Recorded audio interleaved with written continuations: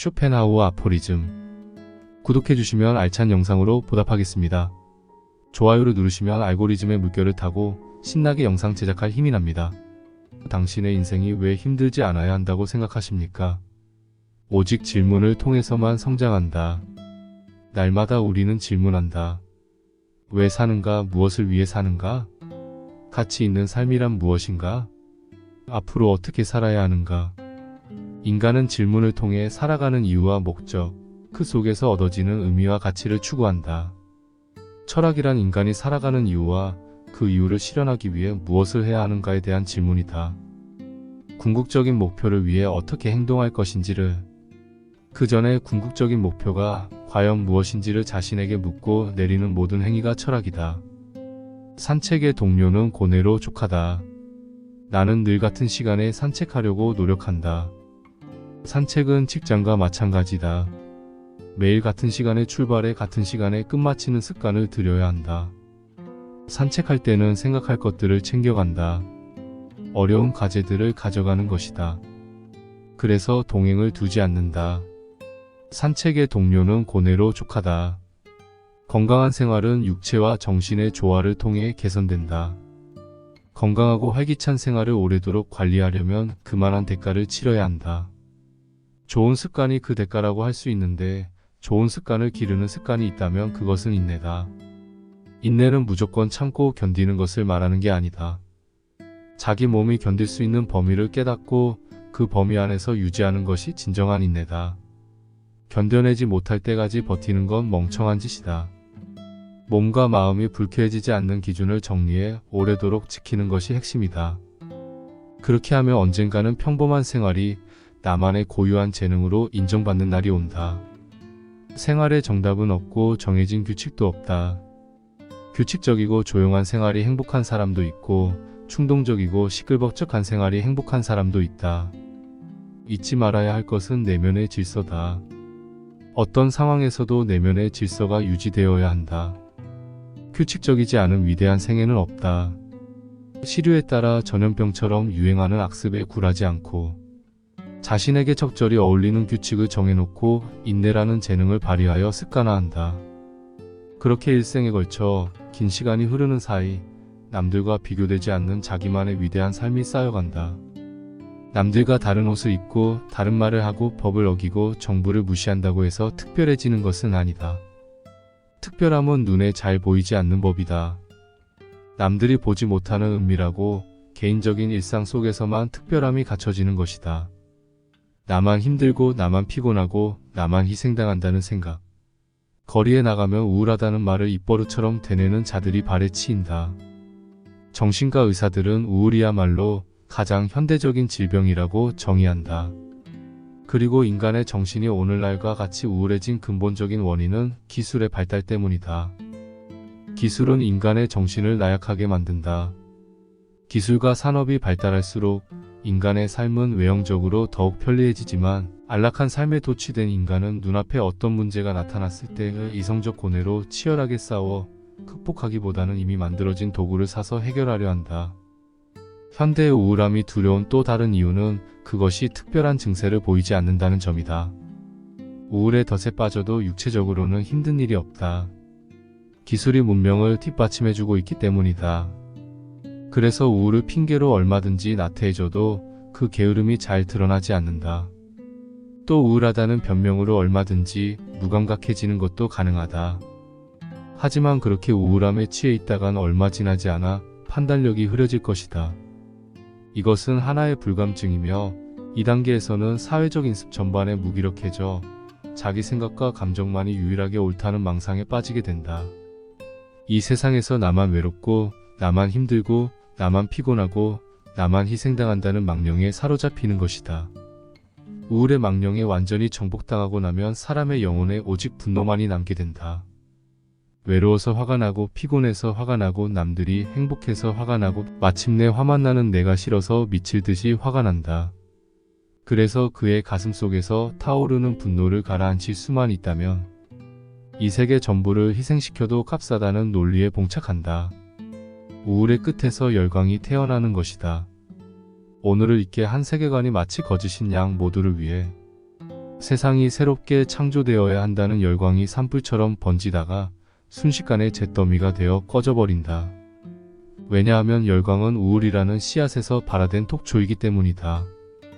그래서 걷잡을 수 없이 사회를 혼란으로 몰아가던 주장들이 별다른 이유 없이 열기가 사그라들고 또 별것도 아닌 사건에 광적인 집착이 일순간에 집중되어 세상이 혼란스러워지는 등 우울과 열광이 꼬리에 꼬리를 물고 서로를 잡아먹을 듯이 난립하게 된 것이다.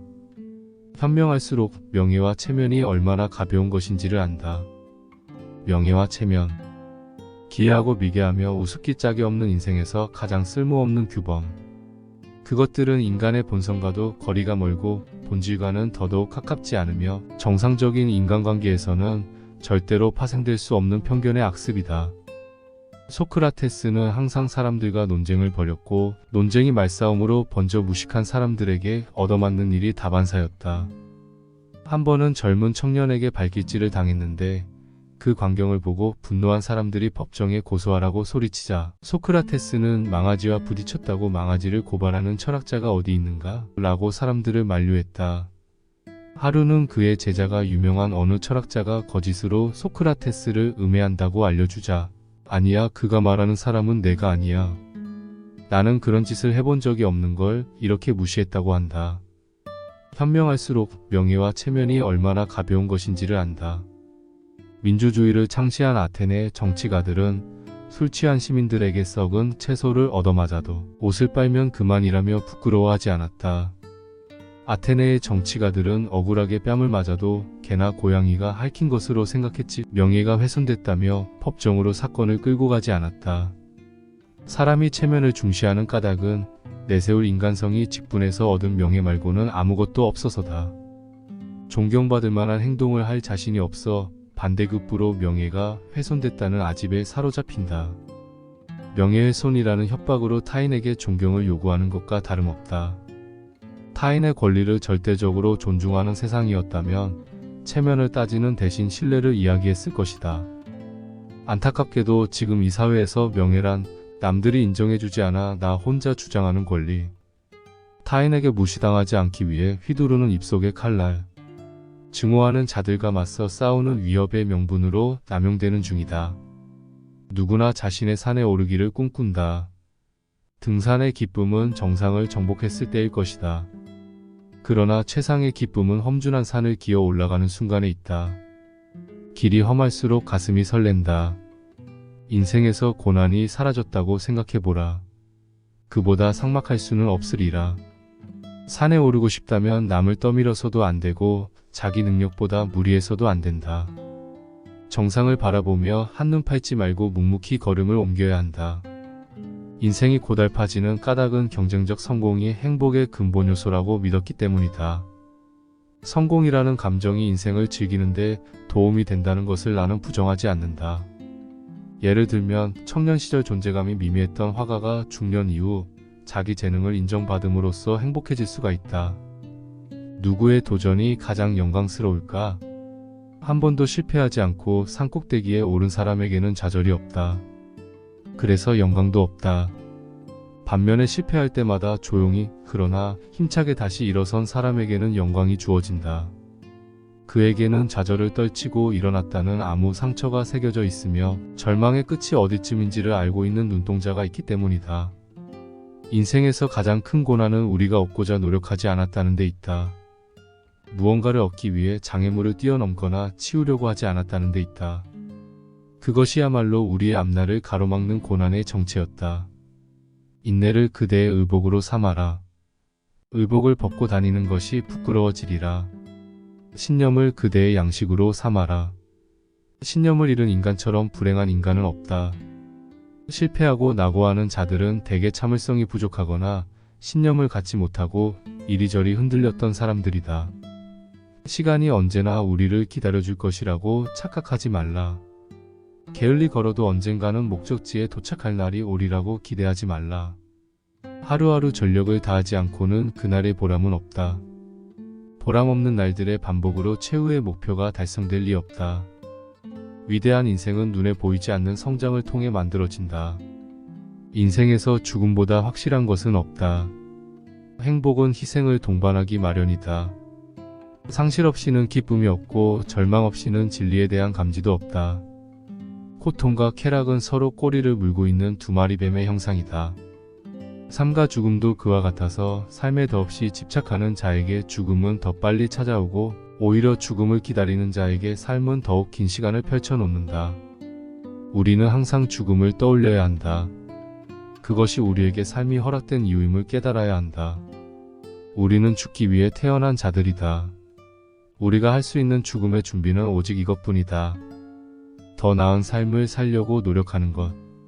두려움과 아쉬움과 남겨진 자들에 대한 걱정으로 죽음의 눈치만 보던 우리들이 당당하게 죽음과 대면하여 공포도 후회도 근심도 없음을 확인시켜주는 것. 보다 나은 삶이 우리를 죽음으로부터 지켜주는 유일한 보호막임을 기억해야 한다. 이것이 좀 더 의연하게 죽음이라는 숙명을 받아들일 수 있게 해준다. 그러므로 우리는 죽음이 우리에게 선물한 고통에 감사해야 한다. 고통을 알지 못하는 자에게 이성은 쓸모가 없다. 고통은 인간을 포함한 모든 생명체가 걸어가야 할 필수 과정이다. 절대로 사라질 리 없는 유일한 길이다.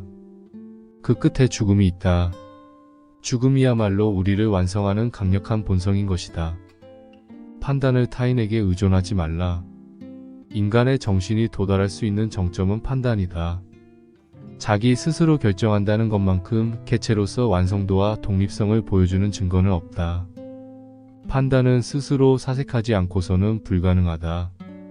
제시된 의견을 비판하고 보완하고 새롭게 정립하는 과정이야말로 사색이라는 직관적 표상의 완성형이라고 할 수 있을 것이다. 이처럼 스스로 판단할 수 있게 된 인간은 제국을 다스리는 황제처럼 정신적 세계에 자기만의 영토를 다스릴 수 있게 된다. 이에 반해 범인은 제국의 소시민처럼 수용과 복종을 최고의 미덕으로 삼는다. 세상 사람들은 난제와 부딪혔을 때 권위를 따르면서도 의기양양하게 스스로 판단한 것처럼 착각에 빠지곤 한다. 권위를 갖춘 말을 인용했을 뿐이면서 마치 자신이 직접 고안해낸 결론인 것처럼 스스로를 속이곤 한다. 인간의 나약한 정신은 힘들게 자신의 이해와 통찰을 동원하기보다는 타인이 떨어뜨린 몇 마디 말을 잽싸게 주워 담아 아무도 없는 곳에서 몰래 삼킨 후 배설하기를 즐겨한다. 세네카의 한탄처럼 인간은 스스로 판단하기보다는 누군가의 말을 믿고 싶어 한다. 우리가 사소한 일에 위로를 받는 이유는 사소한 일에 고통받기 때문이다. 행복을 손에 넣고 싶다면 인생의 목표가 행복이 되어서는 안 된다. 행복 이외에 다른 목표를 추구해야 한다. 어떤 사람은 말한다. 나 혼자만을 위한 행복은 원하지 않는다. 우리는 타인의 행복, 인류의 진보, 문명과 예술의 발전을 위해 헌신한다고. 모두 거짓말이다. 그들의 수고는 개인의 야심을 채우기 위한 지극히 사적인 노력이다. 행복은 수단을 통해 달성되지 않는다. 어떤 목표를 향해 의지를 실천을 했을 때 길의 중간에서 우연찮게 얻은 물 한 모금 같은 것이다. 깃발이 꽂혀있는 종점에 행복이라는 단어가 새겨져 있다면 그것은 진정한 행복이 될 수 없다. 그 깃발을 손에 넣기 위해 어디선가 누군가와 무엇인가를 실천하고 있다면 그의 삶은 진정한 행복을 만끽하지 못하게 될 것이다. 행복이란 단어를 제거하면 행복할 수 있다. 내가 청년들에게 해줄 수 있는 조건은 뭔가를 얻기보다는 뭔가를 제거하는 쪽으로 방향을 잡으라는 것이다. 돈을 벌어 부자가 되겠다는 생각을 버리고 가난하지 않겠다는 생각을 한다. 건강해지려는 욕심을 버리고 병에 걸리지 않겠다는 다짐을 한다. 즐겁게 놀기보다 욕을 먹거나 비난받지 않도록 한다. 이것은 다분히 현실적인 생활 수칙이다. 이 수칙들을 지킨다면 작지만 확실한 성과를 거둘 수 있다. 머릿속에서 행복이라는 단어를 제거하면 이 수칙들을 좀 더 쉽게 지킬 수 있다. 내가 좋아하는 프랑스 속담 중에 더 좋은 일은 정말 좋아하는 일의 적이다라는 말이 있다. 인생은 불행해지기는 쉬워도 행복해지기는 어렵다. 행복을 포기하는 것은 위선도 아니고 절망도 아니다. 가장 현명한 선택이다. 그 선택이 지혜의 시작이다. 인생의 지혜란 어떤 일을 만나더라도, 어떤 사람을 만나더라도, 어떤 상태가 되더라도 크게 놀라지 않고, 크게 실망하지도 않고, 크게 기뻐하지도 않는 중용의 미덕이다. 크게 실패해도 크게 실망하지 않는다. 크게 성공해도 크게 기뻐하지 않는다. 인생이라는 게 크게 휘둘릴 만한 가치가 없기 때문이다. 젊은 시절에 이렇듯 위선의 함정만 잘 피해 나가도 이른 나이에 삶을 통찰할 수 있게 될 것이다. 제대로 된 인생이 무엇인지는 사람마다 다르겠지만 편하게 살고 싶다면 일찌감치 위선의 가면을 벗어버리는 것이 좋다. 세상은 무대와 같아서 눈에 보이는 건 겉모습에 불과하다. 자신이 증오스러울 땐 자는 것이 최고다. 삶에 지쳐버렸을 땐 냉정한 반성이 불가능하다. 억지로 반성하려고 하면 필연적으로 우울이라는 덫에 걸려버린다. 지쳤을 땐 반성하는 것조차 피곤하다. 지나간 일을 되돌아보는 것도 지겹고 일기 같은 걸 쓰는 것도 괴롭다. 생활에 활기가 넘치거나 즐겁게 활동하거나 어떤 일에 흠뻑 빠져 집중할 때는 지나간 일을 뒤돌아보지도 반성하지도 앞으로 다시는 이런 실수를 하지 않겠다고 다짐하거나 계획을 세우지도 않는다. 뭘 해도 기운이 나지 않을 때 인간은 무턱대고 반성하며 자아를 성찰한다. 그럴 바에야 아무 생각 없이 잠자리에 드는 편이 낫다. 잘 먹고 잘 자고 일찍 일어나는 것이 자기 혐오를 극복하는 가장 좋은 해결책이다. 혐오스러운 오늘로부터 조금이라도 빨리 떠나는 것이 상책이다. 괴롭다면 평소보다 더 많이 먹고 평소보다 더 많이 자는 것 말고 방법이 없다. 그리고 내일 아침 일찍 새로운 시작을 펼쳐나가면 되는 것이다. 사유를 통해 인간은 인간다워진다. 행복이란 대체 무엇을 말하는가? 나는 행복을 활동 그 자체로 본다. 행복하다는 것은 내가 지금 잘 살고 있다는 뜻이다. 그리고 내가 잘 산다고 느끼는 까닭은 뭔지는 모르겠지만 어쨌든 잘하고 있다는 반증이다. 요약하자면 행복은 잘하고 있다는 지속이다. 예를 들어 애벌레는 번데기가 되고 번데기로서의 한 시기를 무사히 인고해 마침내 나비가 되어 날개를 펼치는 순간, 즉 애벌레 시절부터 꿈꿔온 자신의 온전한 형태에 이르게 되었다면 잘해온 것으로 입증된다. 다시 말해 나비로 완성되어 형태의 궁극이 피상을 이뤄낸 바로 그 시점에서 생명체로서의 모든 시기가 행복했던 것으로 입증된다는 뜻이다. 그 과정에서 고난을 겪고 실패하고 생명이 위협받았던 것과 상관없이 그는 원했던 형태를 마침내 이뤄냈으므로 그의 모든 활동과 실존은 행복이다. 행복이 인간의 목표라고 한다면 그 목표를 향해 나아가는 모든 순간은 이미 행복이다. 행복하기 위해서는 잘 살아야 하는데 잘 사는 것은 특수한 기술이나 기능의 점진적 향상이 아니다. 잘 산다는 말은 인간성이 원활히 발휘되고 있다는 뜻이다. 즉 인간성이야말로 인간 행복의 시작과 끝인 셈이다. 인간성이란 인간다운 기능이다. 인간의 기능은 생식, 감각, 사유로 나뉜다. 생식은 식물도 하는 일이며 감각은 동물에게도 있다. 하지만 사유는 오직 인간에게만 내재된 기능이다. 사유를 통해 인간은 인간다워지고 사유를 인생의 본질로 삼았을 때 인간은 가장 인간다워진다. 따라서 행복은 사유다. 생각하며 사는 것이야말로 선한 삶이고 삶을 생각하는 것이야말로 가장 행복한 순간이다. 인간의 불행 중 상당수는 혼자 있을 수 없어서 생기는 일이다. 사교성이란 지성과 반비례한다. 지적으로 뛰어난 사람은 고독으로 두 가지 이점을 얻는다. 첫째는 자기 자신과 함께할 시간을 얻고 둘째로는 타인과 함께하지 않을 자유를 얻는다. 교제에는 많은 강제와 고충, 위험이 따른다. 인간의 불행 중 상당수는 혼자 있을 수 없어서 생기는 일이다. 사교성은 도덕적으로 떨어지고 지적으로 우둔하거나 불합리한 사람과 접촉하게 만드는 성격이다. 비사교적이라는 것은 사교가 필요하지 않을 만큼 많은 것을 지니고 있다는 뜻이므로 그 자체만으로도 큰 행복이다. 건강 다음으로 행복의 가장 중요한 요소인 마음의 평정이 사교 때문에 위험해진다. 음식을 절제하면 몸이 건강해지듯 사람과의 만남을 자제하면 영혼이 건강해진다. 인간은 이 세상에 태어날 때 혼자가 아니었다. 부모가 있고 형제자매가 있고 국가와 사회라는 공동체의 소유물로 탄생했다. 어쩌면 고독은 인간의 본성이 아니라 경험과 고뇌의 결과로 만들어진 관념일 수도 있다. 사람들과 어울리려면 자신의 본성에 깃든 가장 저급하고 비열한 부분, 즉 일상적이고 비속하며 천박한 부분을 매개로 끄집어낼 수밖에 없다. 공동체는 말 그대로 공동의 가치관과 동질성이 있어야 하는데 모든 인간이 같은 수준에 도달하기 위해서는 그 집단의 정신 수준을 가장 어리석은 자에게 맞춰줄 수밖에 없는 것이다. 그러므로 사회성은 타인의 높은 수준에 맞춰 나를 끌어올리는 것이 아니라 타인의 가장 낮은 수준에 맞춰 나를 떨어뜨리는 행위가 된다. 고립과 고독은 아마도 이런 사회 구성에 질려버린 인간의 영혼이 살기 위해 창안한 고급스러운 감정일지도 모른다. 나는 왜 다른 사람의 판단에 휘말리는 것일까? 다른 사람에게 받은 상처를 오래도록 기억하는 버릇이 있다. 그런 기억이 내게 아무런 도움이 되지 않는다는 것을 잘 알지만 상처받은 마음은 쉽사리 회복되지 않는다. 나는 왜 다른 사람의 판단에 휘말리는 것일까? 나에 대한 그들의 평가에 울고 웃는 것일까? 왜 그들의 눈웃음에 화가 나고 그들의 존경 어린 시선에 우쭐해지는 것일까? 내 삶을 평가하고 재단할 권리가 내게 있음에도 나는 타인의 시선 속에서 행복을 느낀다. 그 이유에 대해 생각해봤다. 그리고 결론을 내렸다. 그 결론이 나를 부끄럽게 만들었다. 한마디로 나는 정직하지가 못했다. 내가 정직한 인간이었다면 나는 사람들 앞에서 겸손하게 행동했을 것이다. 그들이 나를 높여 평가하는 데에 두려워했을 것이고 나를 비웃는 조롱에 감사했을 것이다. 인간은 누구보다 자기 자신에게 정직해져야 한다. 세상 사람들에게 칭찬받는 것은 즐겁고 기분 좋은 일이다. 그러나 더 중요한 것은 사람들로부터 사랑받는 것이다. 나를 감동시키는 단 하나의 기쁨도 사랑이다. 내 마음을 사로잡고 나를 어린아이처럼 들뜨게 만드는 것은 사랑이다. 하루가 다르게 변화하는 시대의 문명 속에서도 나는 사랑을 기다린다. 노동을 사랑하고 그 노동에 뒤따르는 고통을 사랑하고 고통의 아픔을 사랑하고 고통의 아픔이 전해주는 진실을 사랑한다. 사랑의 표현은 기다림이다. 사랑은 고통과 기다림에 대한 인내다. 고통을 치르지 않은 사랑은 사랑이 아니다. 내가 나를 기다리지 못한다는 것은, 내가 나의 고통을 두려워한다는 것은 내가 나를 사랑하지 못했다는 증거다. 사람들의 무관심이 행복했던 시절도 있었다. 나 또한 다른 사람에게 무관심한 것이 당연하다고 생각했던 시절이 있었다. 남을 굽어보는 거드름으로 세상을 바라봤다.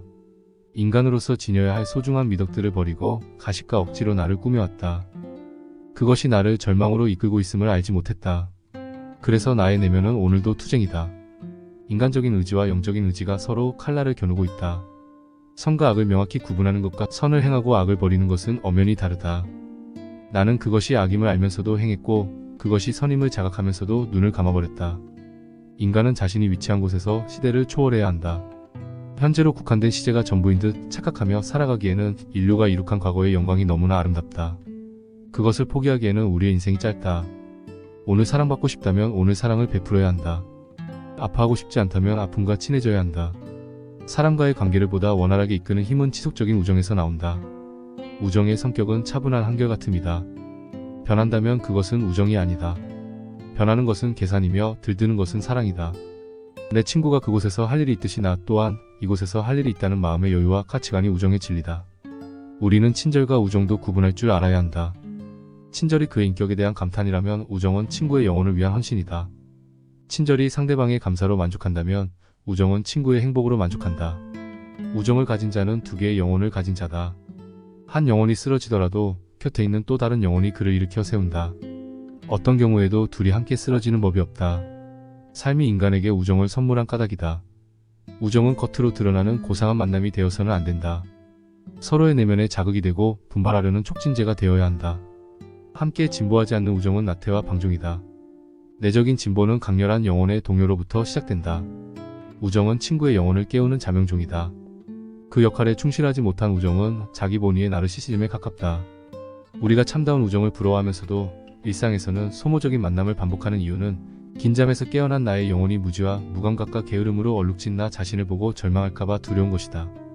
인생이 당신에게 축복으로 남기를 소망한다면 당신이 먼저 인생을 사랑해야 한다. 친해지고 싶다면 당신이 먼저 다가가서 마음을 보여줘야 한다. 아파하고 싶지 않다면 아픔과 친해져야 한다. 나를 사랑한다면 내 영혼이 바라는 나의 모습과 친해져야 한다. 우정을 우연에 맡겨서는 안 된다. 한 가지라도 배울 점이 있는 친구를 사귀려고 노력해야 한다. 친구와의 교제를 통해 그가 지닌 교양과 지식을 익혀 자신의 것으로 만든다면 이는 배움 중에서도 매우 높은 수준의 고찰과 경험이 될 것이다. 세상에는 참된 우정과 그릇된 우정이 있다. 그릇된 우정의 목표는 쾌락이고 참된 우정의 목표는 인생의 풍부한 결실, 다시 말해 성공을 기약하는 우정이다. 인격을 갖춘 친구의 선의의 비판이 우리를 선량한 길로 이끈다. 그의 충고는 부모, 스승, 정부의 법률보다 훨씬 고귀하고 강제적이다. 그러므로 우정을 우연에 맡겨서는 안 된다. 나를 사랑하는 친구는 나의 슬픔을 쫓아내고 나로부터 웃음 짓기를 원하는 친구는 내게 슬픔을 가져온다. 인간과의 교제는 극도의 주의가 필요한 매우 힘든 수행이다. 항상의 그들의 연약한 마음을 신경 써야 하고 표정도 수시로 살펴봐야 한다. 자기 신상에 조금만 불리한 일이 생겨도 그들은 불쾌감을 드러낸다. 좋은 친구를 찾는 법은 인간에 관한 판단이다. 이때 기준은 예의다. 예의가 바른 사람은 타인과의 의견이 대립될 때 타인의 입장을 고려해서 최대한 공정한 판단을 내리려고 노력한다. 그 같은 노력의 결과가 좋지 못하더라도 이런 시도가 우정을 형성하고 지속하는데 중요한 원동력이 된다. 예의가 바른 사람은 자기 생각이 옳은 것처럼 상대방의 생각도 그의 입장에서는 옳은 선택임을 인정할 줄 안다. 어려움을 함께할 친구를 구하라. 위험과 맞닥뜨렸을 때 혼자가 아님을 감사하게 될 것이다. 사람들로부터 증오를 사게 되더라도 혼자 감당하지 않아도 된다. 늙고 병들었을 때 나를 가장 먼저 시기하고 비난하고 함정에 몰아넣는 것은 오늘의 성공이다. 그때 나를 위로해줄 수 있는 사람은 가족이 아니다. 오직 친구뿐이다.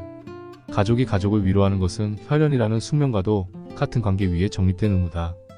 하지만 타인인 친구의 위로는 의무가 아닌 선택이며 희생이다. 그 숭고한 실천만이 훗날 비참해진 우리를 위로해준다. 불행을 혼자 감당하려는 것보다 무의미한 만용은 없다. 당신 곁에서 당신의 고통을 함께 짊어지고 당신의 잘못에 대해 함께 용서를 구하려는 친구를 가져라. 성공과 행복뿐 아니라 불행과 절망도 함께 나눴을 때 그를 친구라고 부를 수 있다. 인생의 불행은 우리의 두 팔로 받들기에는 너무나 무겁다는 것을 명심해야 한다. 마지막으로 특별한 경우가 아니라면 친구에게 도움을 요청하지 않는다. 사소한 일에 친구의 호의를 이용하는 것은 우정이 아니다. 진짜 위기가 닥쳤을 때를 대비해 친구의 호의를 소중히 간직해둔다.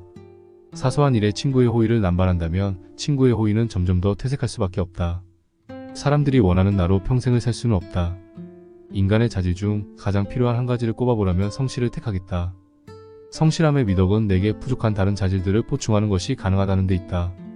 그러나 성실이 부족한 사람은 천부적인 재능을 타고나도 그 재능을 꽃피우지 못한다. 성실은 어떤 능력으로도 보완할 수 없는 가장 중요한 자질이다. 확고한 자의식을 갖춘 사람들은 타인의 칭찬이나 재촉, 경멸 따위에 신경 쓰지 않는다. 그가 내게 무슨 말을 하든 상처받지 않고 타인에게 상처를 줄 말도 생각나지 않는다. 그런 점에서 봤을 때 자의식이야말로 타인과의 관계를 원만하게 이끌어 나가는 힘이라고 정의할 수 있을 것이다.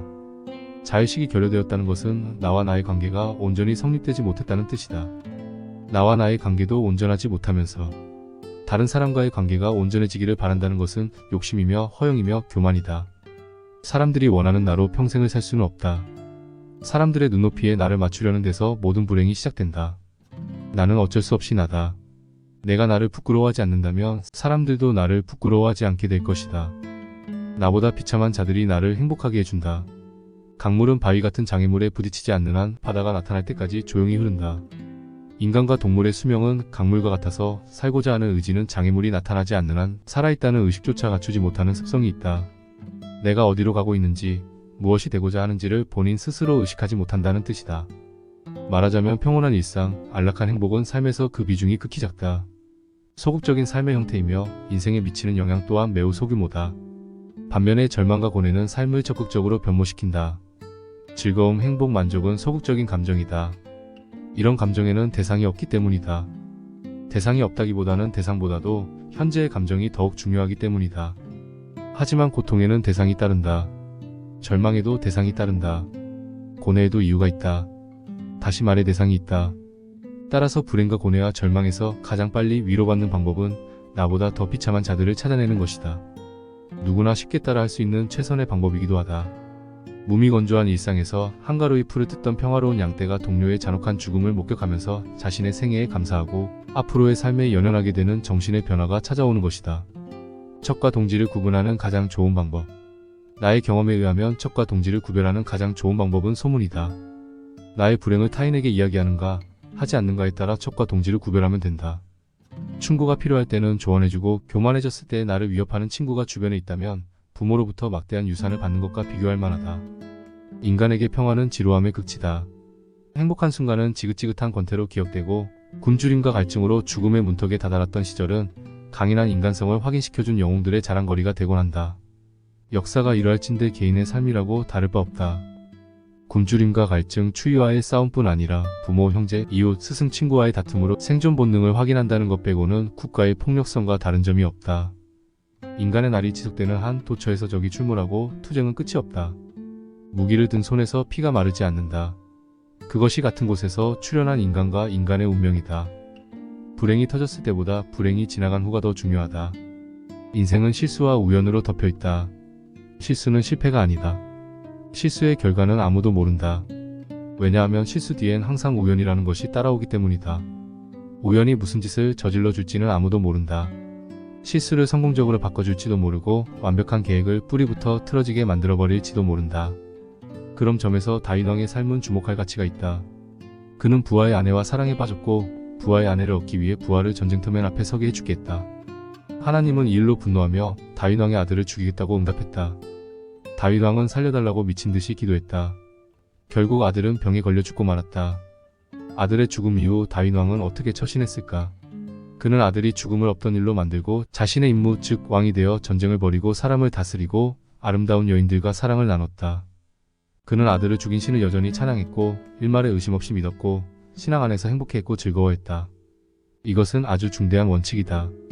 불행이 터졌을 때보다 불행이 지나간 후가 더 중요하다. 그 일이 벌어지지 않았기를 기대해봐야 소용없다. 불행의 원인이 되었을지도 모르는 자신의 태만이나 무모함, 불성실을 후회하기에는 늦었다. 불행은 그 자체로 징계다. 불행이 이미 지나갔는데 자기 징계를 반복하는 것은 그 자체로 또 다른 불행을 불러오는 비극이 된다. 명백히 저지른 실수에 대해 변명하거나 축소하거나 미화할 필요는 없다. 깨끗이 인정하고 징계를 받고 우연히 생긴 비극으로 인생의 페이지에 적어둔 뒤 책장을 덮어버리면 그만인 것이다. 내 안에 악마가 숨어있다. 내 안에는 악마가 숨어있다.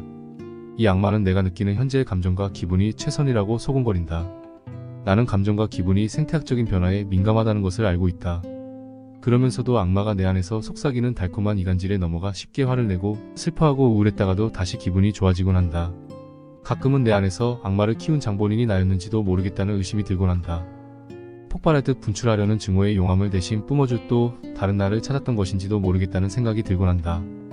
만약 그게 사실이라면 이 악마는 그동안 억울하게도 악마라는 이름으로 불려왔던 나 자신이다. 나라는 인간은 필요에 따라 나 자신을 악마로 만들어왔던 셈이다.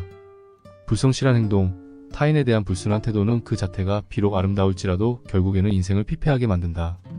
우리는 선량한 삶을 살기 위해 태어났다. 더욱 선량해지는 것이 인간의 목표다. 그 같은 경지에 도달했을 때 육신을 붙잡고 늘어지는 온갖 종류의 욕망과 불만에서 벗어나게 될 것이다. 그다지 불행할 것도 불편할 것도 없다. 아픔을 모르는 기쁨은 존재하지 않는다. 패배와 좌절 없이 행복은 우리를 방문하지 않는다. 시련에 눈물 없이 웃음의 가치가 매겨지지 않는다. 적어도 인생이란 무엇인가? 라는 질문에서 그러하다. 그 질문에 대한 모든 대답이 아픔이다. 너는 이제 아픔으로 인하여 남보다 더 성숙해지리라.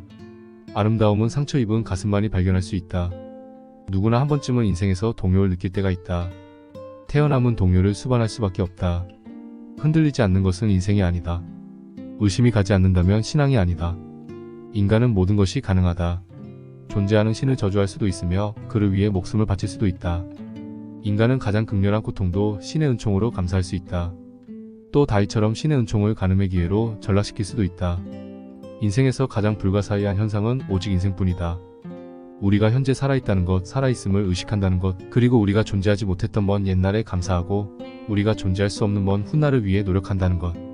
이는 육체의 수수께끼 같은 현상, 즉 겉으로는 멀쩡해 보이는 사람이 신경병이나 뇌전증에 걸려 고통스러워하는 모습을 보게 되었을 때 느끼는 당혹감과 유사하다. 하지만 이런 문제를 너무 심각하게 고민해서는 곤란하다. 인생과 맺은 젊은 날의 약속을 내가 먼저 파기하지 않는 한 우리의 인생은 나와의 계약을 어기지 않는다. 그 대신 우리는 인생이 베푸는 절망을 거부해서는 안 된다. 이를 의심하지 않는다면 인생도 그다지 불가사의한 현상은 아니다. 그다지 불행할 것도 불편할 것도 없다. 승리의 횟수가 늘어날수록 외톨이가 되었다. 문명화된 도시에서 살아가는 데 필요로 하는 것은 진실을 판별해내는 특수한 능력이다. 문명은 우리의 삶을 더욱 활기차게 변화시켜줄 계획들로 넘쳐난다. 동네마다 조직과 단체가 있고 거리마다 당원들의 구호 소리로 시끄럽다. 갈등이 갈등을 낳고 분쟁이 또 다른 분쟁의 원인으로 제공되는 것이 이 도시와 우리 시대가 기다리고 있는 현재 운명이다. 이런 시대를 살아가려면 좋든 싫든 정의와 거짓을 구별해낼 줄 알아야 한다. 시대가 제공하는 갈등에 휩싸이지 않으려면 갈등의 결과가 아닌 원인부터 살펴봐야 한다. 누구 목소리가 더 시끄러운지에 귀 기울일 게 아니라 싸움을 시작한 패거리들의 소속을 알아내야만 한다. 그것이 우리 시대에서 생존하는 비법이며 문명의 발전에 희생당하지 않는 비결이다. 부처는 밥을 지을 때도 온정성을 쏟는다.